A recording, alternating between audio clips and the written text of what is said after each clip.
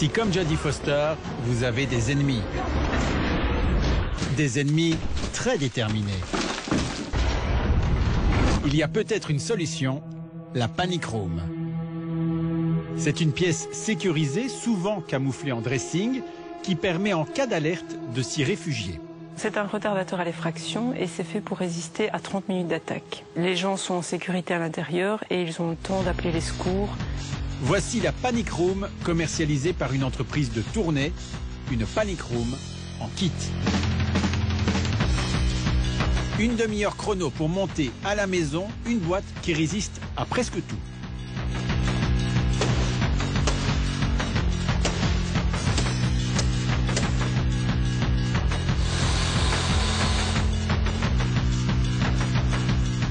J'ai essayé de transpercer la paroi, mais je vois que je n'y suis pas arrivé. J'ai simplement réussi à la déformer. Et pour les plus inquiets, les parois résistent également aux armes à feu. Alors ça sert à protéger des personnes. On parle souvent de tiger kidnapping, des malfrats qui s'introduisent chez le particulier et qui les prennent en otage. Dans ce cas-là, ça c'est un cas d'application. C'est donc plutôt un marché de niche, surtout un prix d'entrée de gamme qui avoisine les 10 000 €.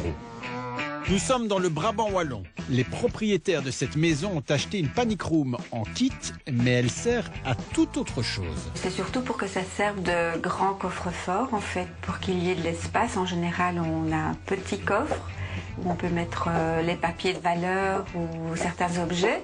Mais ici, on a tout l'espace pour mettre des choses plus conséquentes.